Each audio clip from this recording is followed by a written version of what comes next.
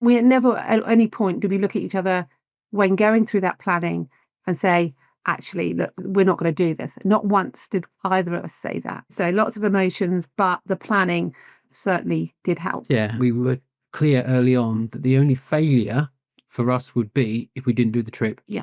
Even if we planned to go for a year and we went for a month and thought, nah, it's not for us, and came home, fine. Because we did it.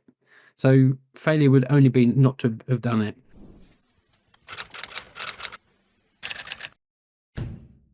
Welcome back to the 10 Adventures podcast. Today we're talking with Bev and Julian, who decided to transform their lives with an epic cycle ride from the UK all the way down to New Zealand. And we're going to hear about that today. Hi, Bev and Julian. Welcome to the podcast. Hello. Hi, Richard. So before we talk about the journey, can you share the moment when you decided to embark on this incredible adventure? Yeah, it was actually Boxing Day in 2022. It had been something that had sort of been in the background. And we were on a walk over Christmas, and I just turned to Julian on this walk and said, we're going to do it. And he sort of looked at me, sort of questioning, sort of said, what are we going to do? What are we going to do next? And I said, we're going to cycle around the world. And we actually shook on it that day and said, whatever happens, whatever obstacles, whatever feedback we get from family, friends, colleagues, whatever it means, we will end up working out how we're going to do that. So that was the sort of pivotal moment. And had you been talking about this type of trip before that point? Like, is this something you've been talking about for years? I think probably like a lot of couples, you always go through moments in your work life when you're just thinking, oh, let's just jack it all in and go travel, let's do something. And of course, you wake up the next day and you go to work because that's what you do. You don't do those crazy things. But for us, I don't know, it was just maybe a trigger point. We just decided we were coming up to 60, which is kind of pivotal. We've got another next chapter of our lives ahead. And I guess we just felt now or never. Yeah. So we jumped in and we decided at the time we didn't know where we'd go or how long we'd go for. We just felt we had to do something to get out of the normal work routine life cycle. And when people do these epic trips, often they're searching for something. They want to change something in their life. You know, hearing you talk, I almost hear a little bit about that there was something that you're like, we need to stop doing what we're doing, and this is going to be the impetus to doing that. But was that the case? For us, it was about doing something pretty major to get out of that sort of traditional trajectory of getting to what people say, you know, in their 60s retirement, stopping work, stopping what they're doing. For us, rather than stopping doing something, it was what will it be that will get, you know, to change things up for us, to have a new chapter, to not stop, but to change and really have more of an active life. And I'd done coaching courses and training as well as within my sort of legal career that I'd had. And I'd sort of done this exercise, which was called Dream Big. And I remember as part of that, I'd put down cycle around the world. And that had really come from an influence from Julian, who'd done some big cycle trips. I never had. I'd done little ones. And really it was from that to let's cycle around the world. We didn't end up doing that completely, but we needed something big to change things up. So I suppose we weren't really searching for something. It was a way to change up what we were doing completely, because I think we knew we wouldn't come back to do our normal, go back into our careers. We wouldn't be taking a sabbatical. It would be changing things completely for us. And life was good. I mean, we both worked 4-day weeks. We had nice income, lovely. Everything was lovely. So there wasn't like something wrong, or other than, I guess, a nagging thing in the back of your head thinking we've achieved 2/3 of our life. We've got another third to go. How interesting, how different can we make that next third rather than just plod along? I guess that was the feeling behind it. So we weren't desperately seeking a change, but because our life was good, but obviously we wanted something to happen just to spur us on and give us enthusiasm and something to look forward to and challenge us for the next phase. I found it really interesting that you weren't looking to retire. A lot of people, they're, approaching 60 and they think, okay, I'm just going to stop working. You weren't looking for a sabbatical, which is, I've done that several times in my life earlier in my career.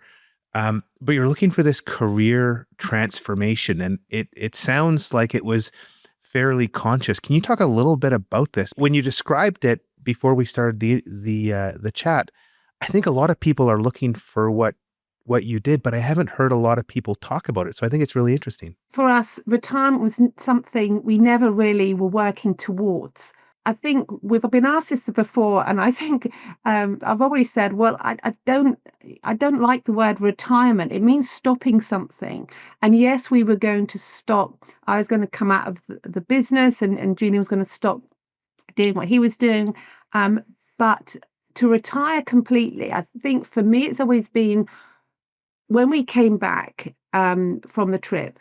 It was really at that point seeing if the trip gave us an opportunity to meet people, to find places where we might decide to live. That could be anywhere in the world. It might be people that we might meet that gives us opportunity to find different types of work, to have a different career. So that was probably where we were looking at, in terms of we were looking at potentially this break being a pivotal moment in finding other ways. And as I see it, it's still a way of working towards getting different ways of having an income. So for me, work is really doing something that you might get an income from. So that was really why we weren't looking to retire, because we were using it to see what, as Julian says, the next chapter, but it'd be a chapter where we would still be fulfilled in working, whatever that might be. Having come back and been on the trip, the overriding feeling, and we can talk more about that, is that we want to keep doing what we're doing. It's so fulfilling, traveling and having adventures, but you have to be realistic. So being realistic, it's now looking at ways, whether it's work, whether it's finding other ways of having an income to enable us to do what we've loved doing for the past year. It was 16 months between when you made the decision to do this epic trip and when you actually started. What was the feeling leading up to this? Were you like in disbelief, this isn't going to happen? Were you worried? Bev, you mentioned you weren't a hardcore bike tour. Like, how did you spend those 16 months?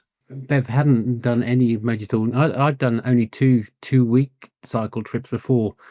So it was, it was there, but it was a means of transport that we obviously enjoyed. And we just thought it's cheap and it's fairly reliable because there's not a lot that can go wrong. And so it just seemed a wonderful way of seeing parts of the world. When we made the decision in those 16 months, we, other than our daughter and Bev's work partners, we didn't tell anyone. We didn't tell family, friends, anyone. We just wanted to keep it close to ourselves and actually start to live with it, the thought of what we're going to do. And then we sat down, spent many nights in early 22, Yeah. 23, just working out what would it look like, doing mind maps, doing sheets of paper, writing all the things down, because we'd never done it before. We don't know what we're doing, so we just tried to piece it together. And that was really useful, enjoyable, especially when it's private, it's between you two. And also then when we got to the end of the year, when we actually told friends I think in October that we were going to go in May, we were grounded. We knew what we were doing. We'd worked it out. And I have to say though, everyone we spoke to, I think without fail, everyone was like, wow, sounds amazing. I wouldn't want to do it myself, but it sounds amazing. So, so it's exciting to actually break out of the mold we were in and take something and just make it our own, form it in the way we wanted to do it. So I guess excitement was the biggest thing. Yeah. Mixed emotions throughout that time. But as Julian said, I think because of the way, we're a lot older than a lot of people who set off on adventures. We hadn't done it before. So planning, and that's what we've done in our careers. We're planners, we're organized. So it just felt comfortable for us to be prepared. So these mind maps, we've still got them. We actually went through it the other day. And these big mind maps of looking at every aspect of what could happen and knowing that there would have to be, and one word that came up time and time again was fluidity. You have to be, and things would change, and they did. some big changes, some decisions that we thought we'd made, we changed, and that was fine. But I think that preparation really set us in good stead. Yeah, and we even in our preparation stage, we're talking about the negative things. What if we don't actually enjoy being with each other 24/7? You know, it might make us, it might break us, and we actually were trying to talk about that, and just so we were not going in starry-eyed thinking this is wonderful, how wonderful it's going to be. Hopefully it will, but we were kind of realistic as well.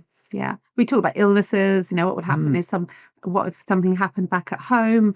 What that meant to us. As I said, we have our daughter who's in the UK, and all those things that we went through, just trying to put ourselves in that position. What if this happens? But equally saying, look, this is such a big adventure. The positives far outweighed us. And we never at any point did we look at each other when going through that planning and say, actually, look, we're correct. We're not going to do this. Not once did either of us say that. So, yeah, as I say, lots of emotions, but the planning certainly did help. Yeah, and the other bit on that, well, I think we were clear early on that the only failure for us would be if we didn't do the trip. Yeah. Even if we planned to go for a year and we went for a month and thought, nah, it's not for us, and came home, fine. So we did it. So failure would only be not to have done it. So that was also took the pressure off. It's not like we were saying, no, we've got to do this. We've got to only do this. We've got to be on our bikes all the time. We didn't. We took all that pressure away and just said, let's go and see. Yeah. I love that ethos of, just go and do it and have fun and be fluid. I'm interested, how much did your trip change from what you thought it would be, leading up to departing? And then when you got to the end, were there massive changes, or were they just, more subtle changes along the way? Wasn't it? It was the destinations that changed the most. Yes. Yeah.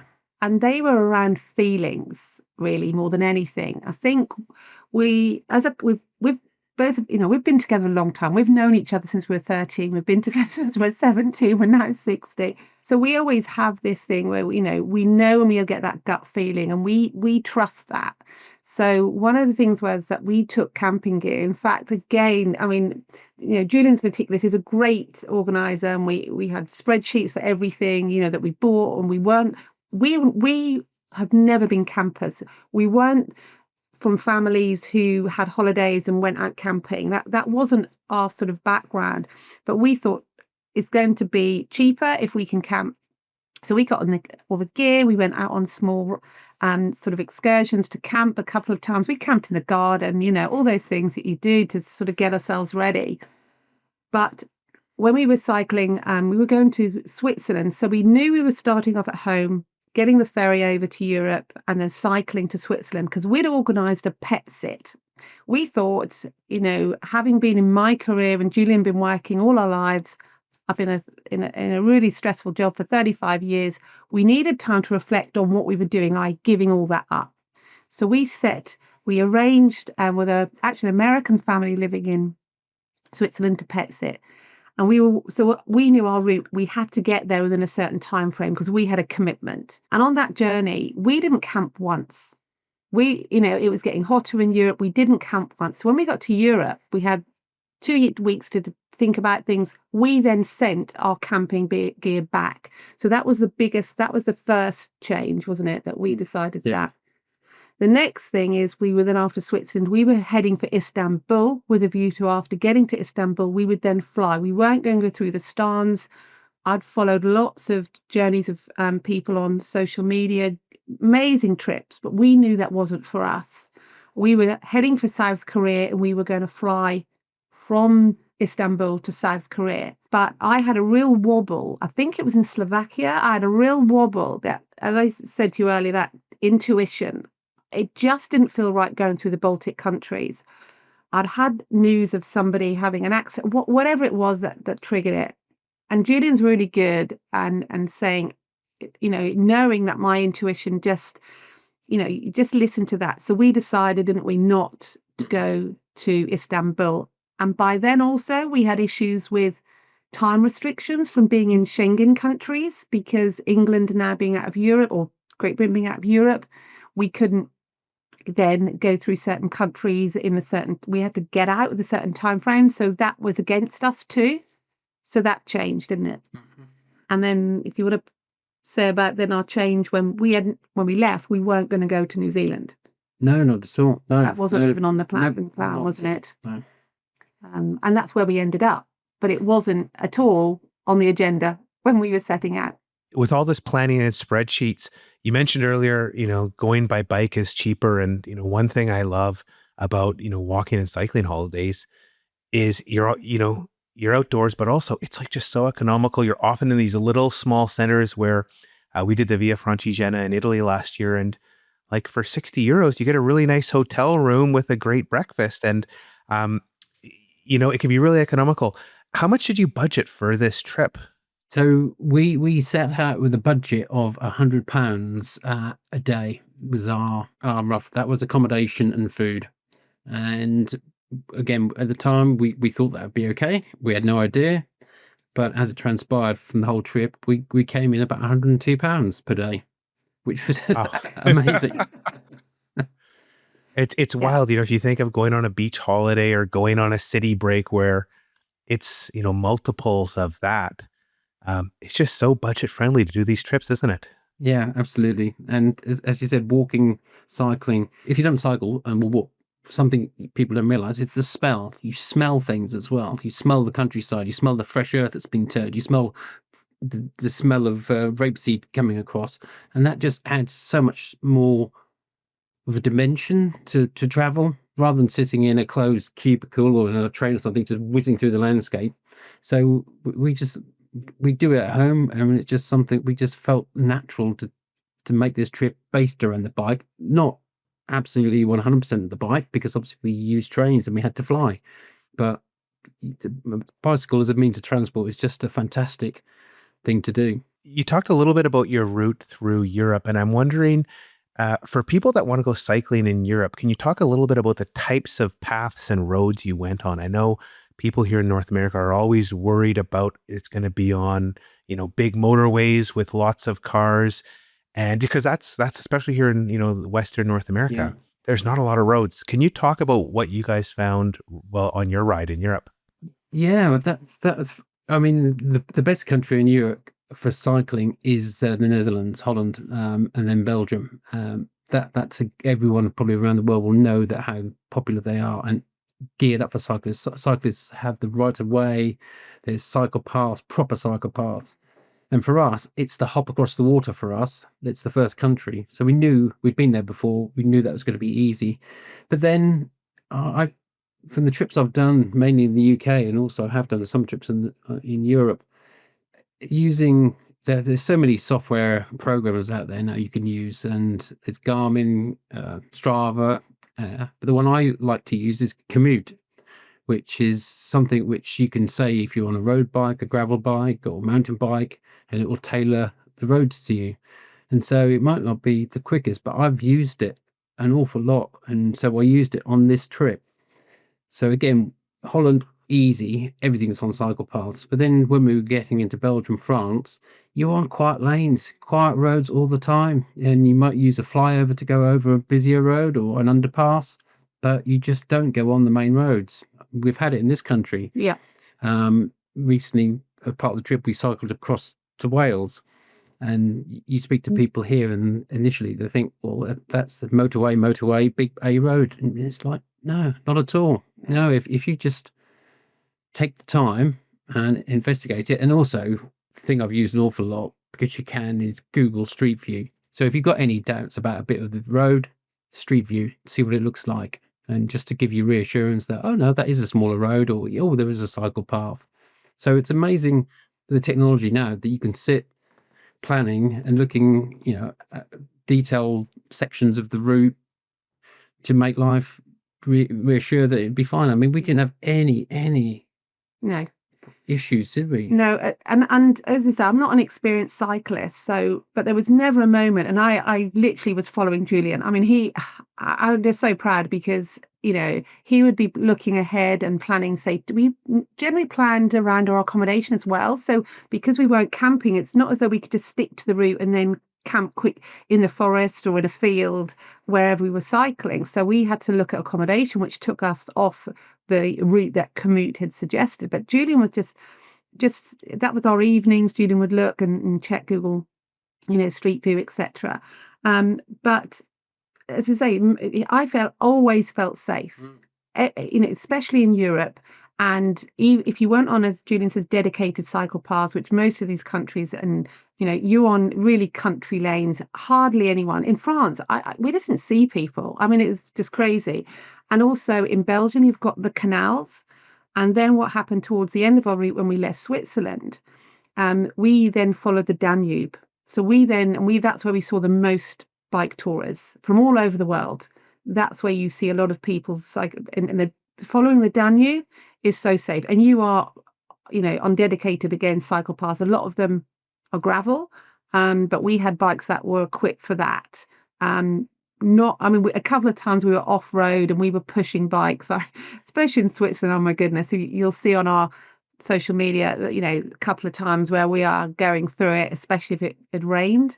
But generally we were on really good routes which were easy. And as I said, for an inexperienced cyclist, a novice, I felt safe all the time. So yeah, certainly encourage people to give it a go, because it's great, and it's not as bad or as scary as people might think. You then flew to Asia, where you rode the East Coast cycle route in South Korea down to Busan. I was in Busan a couple of years ago and was talking to somebody, and I was just like raving about cycling in South Korea. He was talking more like day routes. I'm really interested what you found doing a longer trip. Yeah, well, South Korea, we both never been to South Korea, and the reason we had it on our route was because Bev had been seeing people on social media who talked about some of the routes there, and there was the 5 Rivers, which was the main diagonal one looked through the middle of the country, and we thought we'd be doing that when we arrived in Seoul, but the weather was so hot. I mean, we thought it might be too hot for us going through the middle of the country. So what we can do, we can link up a couple of routes that are on the East Coast. So we took a bus with the bikes across the country, and then headed north to south. And it wasn't on cycle paths there. It was on the coastal roads, but the coastal roads were very undulating.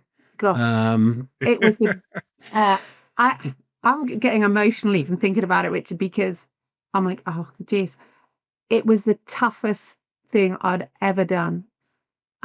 You'd walk, again, we did stay in accommodation, and we were fortunate we could find accommodation, because their summer, a lot of the South Koreans head to the East Coast. We didn't really factor that in.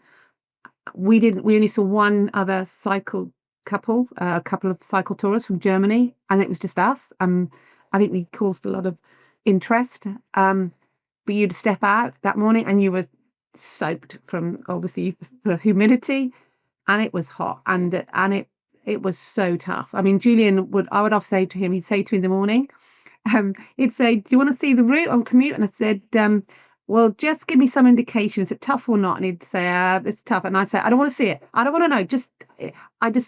I'll do it. I can do it. I know I can do it. And what Julian would do, shorten the day, as in the distance, if it was a tough one, because there were some serious climbs. But I get quite emotional, because South Korea was the people. Oh, yeah, wasn't it? The people were so friendly, so kind, interested in what we were doing, and the amount of times we lost count of the times we would be on the road. We'd be going up a hill. We'd get to the top of the hill, and if a car pulled in, and it's someone who'd driven past us and seen us and said, here's some water, here's some food, would you like some fruit? And we were gifted so many cold drinks, food. People just wonderful, absolutely wonderful. We'd get the thumbs up if people came past out the window. We'd get the bibs. We'd get people saying we were crazy, but we'd stop, wouldn't we, and fill up the water bottles, and people would come over, and Google Translate is great, isn't it? You know yourself, and you have those conversations through like your phone. But yeah, it was such an experience. But the undulation and the humidity, the heat, I mean, Well, in terms of, I think you do Fahrenheit, but for us it's like, mid 30s that's in centigrade, in mid 90s every single day. We even had warnings on our phones every day that came up, just automatic warnings, health warnings: do not go out, and do not take physical activity because of the heat wave. Well, that was every day for 2 months. I mean, that was just, we had no choice. So we used to, just make sure that we stopped. Those convenience stores everywhere, and the little coffee shop. I mean, they've got this massive thing about coffee shops, big, huge places that are half empty. But we'd make sure that you'd stop every hour or so and just get in the aircon, just get in somewhere where you could cool down. Yeah. You then went to Japan, where you kind of changed up the way you explored. You did some cycling, but you also did kind of more just regular tourism. And was it the heat that prompted that change, or was there just some stuff you wanted to see in Japan that didn't make sense to bike around? I don't think it was the heat, was there? I think we were so close because Busan to going into Japan is only an overnight ferry. We were delayed actually leaving Busan because of a typhoon, so that was probably a good thing that we didn't get onto a ferry. And we have a friend who lives near Kobe, and we thought that would be somewhere to aim towards. But because we had a certain amount of time to get there, we did a route through the first island of Kyushu. We then got a ferry, and we were aware of a cycle route called the Shimane Mikaido. That's something you'll see if you ever look up cycling in Japan. And we thought, oh, well, that's something we could do. And it's on the way. So we then island hop to Shikoku to get onto that cycle route to then get to the main island of Honshu. And from there, we cycled to Kobe and met with our friend, which we stayed with for a week or so. And then we still didn't have a plan where we were going, what we were doing. We were probably, the idea of New Zealand may have been formulating then, but we had plenty of time because it was early. It was September, October, so we had plenty of time. So we just thought, well, let's see as much as we can in Japan. Come all this way, and so we did a hybrid. We cycled to train stations, put our bikes on the train somewhere, got off, had a few days cycling, got back on another train, went to another area. So we just, it was nice because again, we hadn't given ourselves that rule of you can't go on other transport, because it just would have limited us so much on what we could have seen and achieved. So, and we even took the bullet train up to Tokyo to make sure we were at Tokyo when I had my 60th birthday. So that was fun. Yeah. So our friend was she was great. She was initially a friend of a friend, but a really good friend of ours now. And she was great. And she said what we did was we left the bikes with her just for a few days while we went into Tokyo, because the idea of actually cycling into Tokyo didn't really appeal to us. And Kyoto as well, the other big city. So we didn't want to miss those, but to cycle would have taken up a lot of the time, and also just made it logistically just more difficult. So we left the bike just for a few days and did those two cities, and then we picked the bikes up. And it was really interesting taking your bike on a bullet train, because I don't know if you've been to Japan, but they're very organized. It comes across that way, and there's certain rules and certain things, but it's amazing again how friendly and accommodating people are.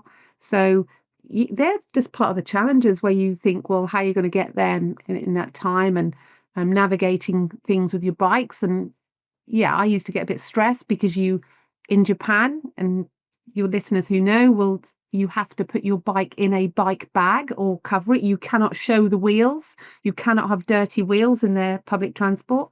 But you just navigate it. You just look it out, find out what other people have done. So yeah, but we did do a lot of cycling in the countryside when we got up to on the main island. We did get up to sort of the north of sort of the top of the main island for Honshu, and then we cycled through some of the mid of the country, which was stunning. I mean, we were off-road on occasions. We were going on roads that were not used anymore, and that was a bit stupid because you had a lot of landslides and that sort of thing happening. But again, we just dealt with that. But again, a nice place to cycle. Beautiful. Very respectful traffic users. So we never ever had any issues. We never got an irate driver or anything. Everyone was just kind, polite. And when we stopped, again, people would ask us, what you're doing. Yeah. So we tell them our story, and then they start following us on social media, and it's just connections. It was lovely. We've made some amazing connections in Japan and South Korea. Yeah, people who are now, friends, etc. So, yeah, it was really a beautiful country, amazing. And it's a shame again we couldn't go even to the third island. But yeah, there's so much more to explore there, definitely. And then you ended up in New Zealand. And how did that part of your trip come together? What drew you to New Zealand? Well, I'd been to New Zealand 20 odd years ago, and Bev had never been, and I absolutely loved it, but we never really spoke about it because having been together so long, we've always shared experiences, and so that was one that we didn't share. So it was always in my mind, I'd love to go back again. And I think we'd have spent quite a lot of time using Google Translate and being in countries where you can't read anything, and you particularly felt. Yeah, it was getting exhausting, really, wasn't it? In terms of, it was just another factor of, especially in Japan, again, logistics and a lot of the places we were in Japan, I'll say we did visit some of the main places, but a lot of the time we were in the villages where people weren't speaking English. And again, you can't even try and make out what it says because it's just symbols, which is great, but it can add another dimension. So I was almost hankering over an English-speaking country. Because we had thought about going to Vietnam, Cambodia. Yeah. And that was definitely on our, well, not definitely, it was on our, we thought we might end up going there. But Bev feeling how she was, we just thought, okay, well, we don't need to. No one's telling us, no one's forcing us to go to those places. And we thought, we've come this far across the world. It was still a 10-hour flight, but we're that close, and let's go to New Zealand. And we've had people on the podcast before who've cycled around the world, and at least one of them said New Zealand's a really tough place to cycle. There's not great shoulders. There's narrow roads. New Zealand appears to be F1 fans with lots of fast cars. But did you find that? It seems from your Instagram, you guys had a great time in New Zealand, and I didn't see a lot of comments about the challenges of the roads. We'd decided, hadn't we, before we went there? And again, I'd done a lot of following of social media, and it was very apparent that although a lot of bike tours do go cycling around and on roads, New Zealand is really geared up for off-road, and we weren't equipped for that, and we didn't have camping gear. And the roads, again, like you mentioned in Canada, that there's not a lot of connecting roads. There's big roads that go through to the center and there's coasts, but there's not a lot of connecting. So we would have been stuck accommodation wise potentially. But and again, me being a novice, we weren't cycling massive distances. You would have to cycle big distances over a short space of time to accommodate being able to stay somewhere and that sort of thing. Yeah. And we were very much aware that these roads, and I have, we'd heard that there's a lot of these trucks. Again, we don't get them in the UK so much, but there's a lot of logging trucks, which you may get in Canada and obviously in America. And we found out they are on the roads constantly, and there isn't hard shoulders. And we took our bikes out a few times, and it was scary. It wasn't great. So we'd already made the decision that we would be going around the country, and also going that far, not knowing when we'd go back again. We wanted to see as much of the North and South Island. So going by bike was not going to be, that wasn't on, that was the decision we made. We would not do it all by bike, was it? Yeah, absolutely. Yeah.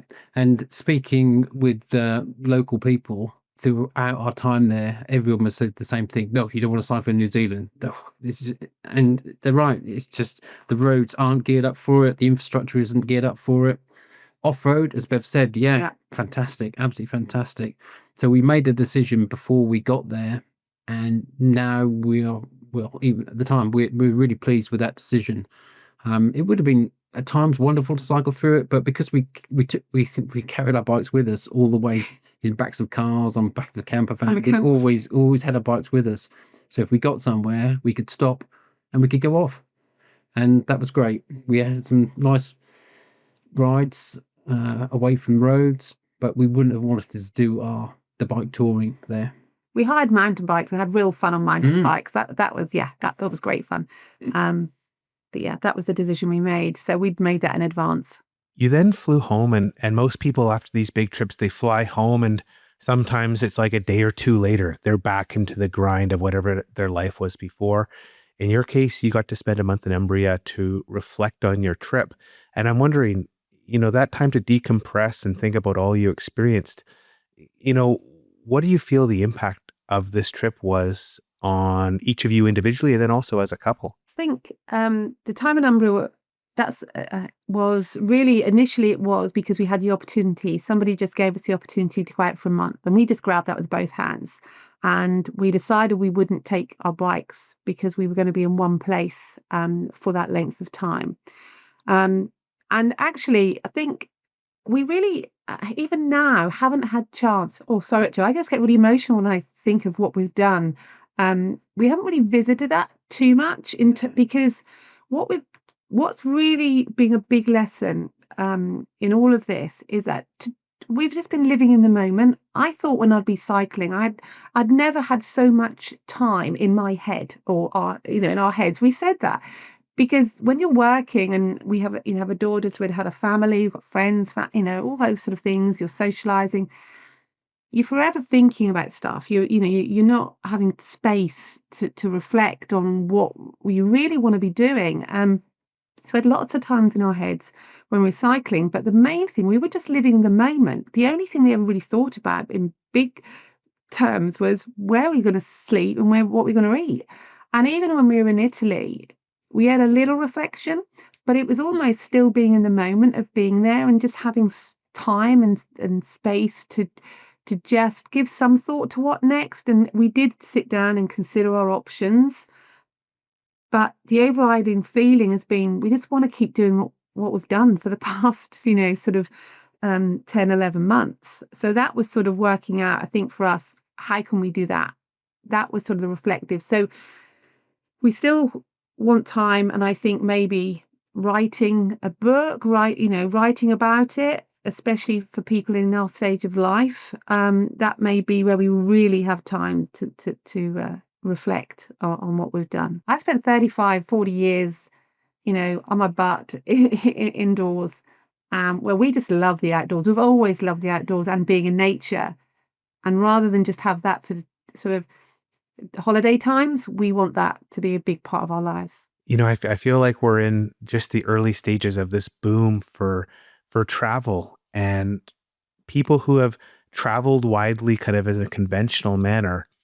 And as their careers slow down or they go through transformations like the two of you, they realize, just going to cities again and again, it gets kind of repetitive, and they're looking for new experiences. They want to lead healthy lives.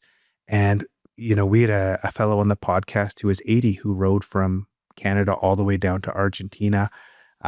When I go trekking in the Alps, you'll see people in their 70s and 80s. Like, it's still mostly younger people, but I feel like a lot of people are just realizing this is just such a great way to spend time. And it's so different from, a lot of people, they were professionals who had busy lives at a desk, and they've got enough sitting around done in their lives that they want to do something where they're not just going to be sitting in front of the TV or sitting, at the theater every night. They want to go and explore and experience the world. And I think how you two approach this is just so inspirational, particularly around, it's not retirement. It is just, kind of taking a more active role in how you spend your time and doing things that matter to you, as opposed to, just clocking in the 40 or 50 or 60 hours a week in your professional careers, which is really financially lucrative. But once you have, financial stability, that starts to lose its value. And, what I hear from the two of you is, okay, let's go and do something that makes us really happy. And I think it's really inspirational how you kind of seized your life. We're so pleased. We shook hands back in Christmas 2022 and made the decision to make that change. Yeah. We may not have big pension pots, But hey, you know, we've adapted, and we are still looking at ways to, as I say, feel alive and have those outdoor adventures. Well, it's been great hearing your story, Julie and Bev. Thank you so much for coming on the show today. Thanks, Richard. Yeah, Thanks it's for been your wonderful. Thank you for having us. If people want to follow along, read more about your journey, where can they find you? The main thing is on Instagram and Facebook, and we have an account there called Cycling into Our 60s. So yeah, and if anyone's got any questions or anything, by all means, just message us through there. And with that, thank you for listening to this episode of the 10 Adventures podcast. If you like the show, why not subscribe, give us a like, or drop a comment on one of the episodes. And if you're looking to plan an adventure of your own, why not check out our website, 10adventures.com, where we have over 1,000 different adventures spread across 85 countries. We will be back next week to explore the world and hear about more epic adventures. Bye-bye.